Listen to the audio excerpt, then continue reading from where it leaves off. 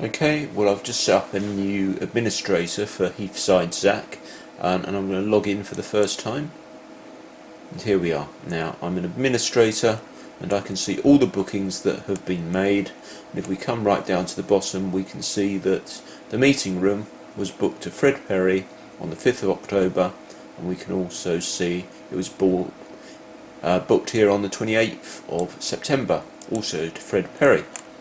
So all the other bookings, you'll see Jerry's name mentioned a lot. I used him for my testing and many other things. Let's look at the control.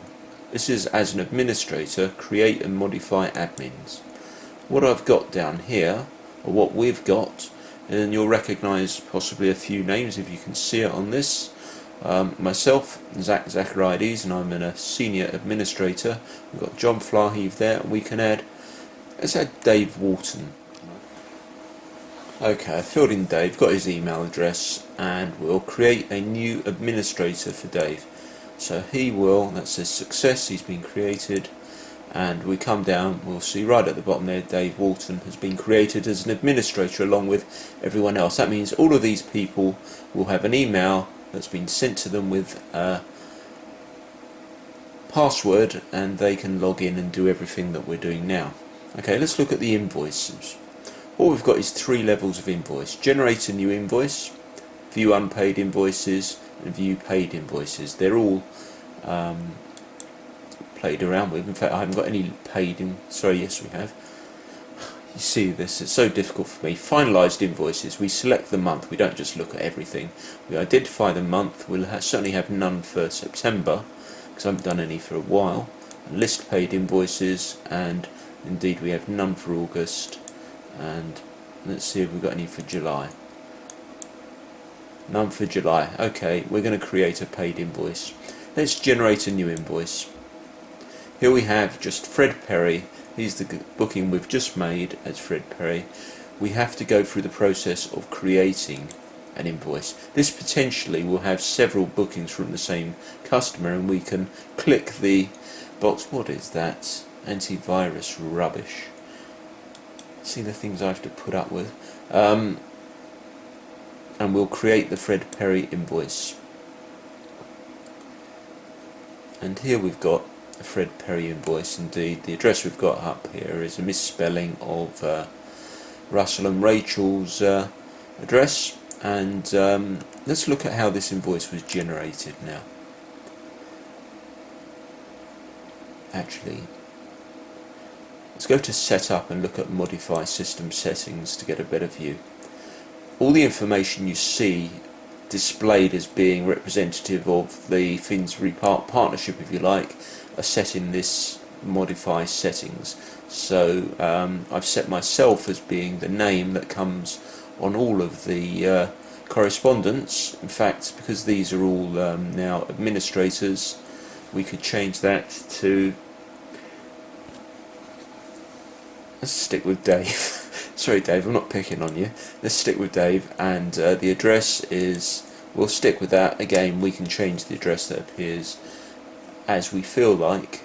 Telephone number, VAT, we don't have VAT.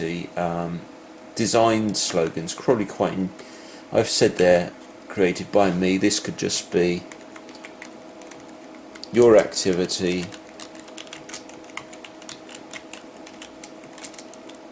in Finsbury Park. We can change that. Something that was quite important, when we looked down at the grid of booking, we noticed it only went 2 weeks in advance. We can change that 2 weeks to 3 weeks. Indeed, we can change it if we didn't have an hour per day booking slots. We could change it possibly to a year in advance, which would be more realistic, but for various reasons I'm keeping the number low.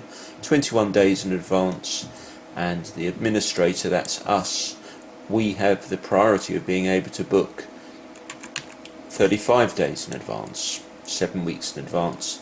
If we need to, we can say we are closed on any given day, and well, you can check out all the other details about the system settings in the Setup, Modify System Settings.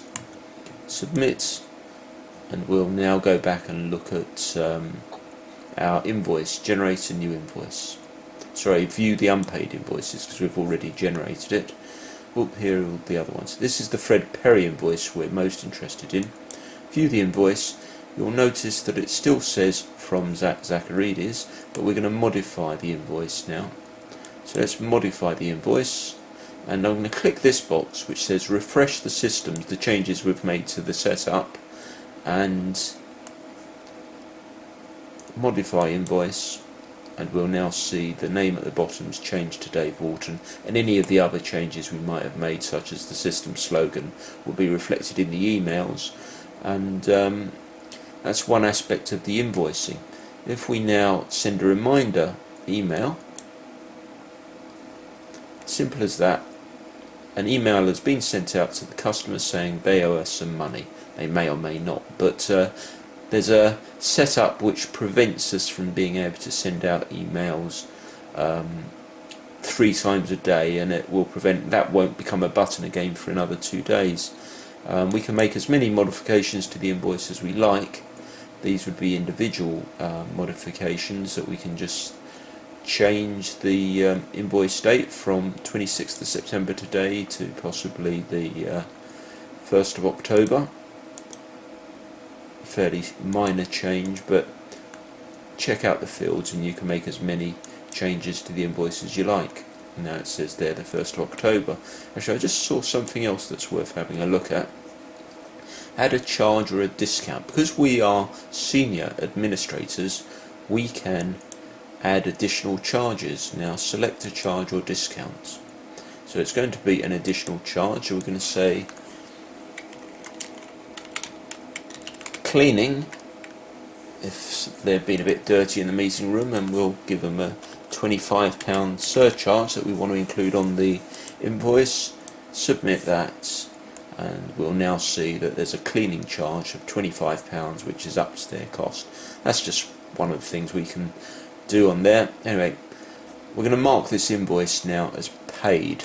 Simple as that. We've received the money, and it doesn't matter who marks it as paid, it's the person who's seen the money come in, and that could be Rachel in Rachel's house or wherever that job is allocated to. They'll be the people that go in and mark it as paid.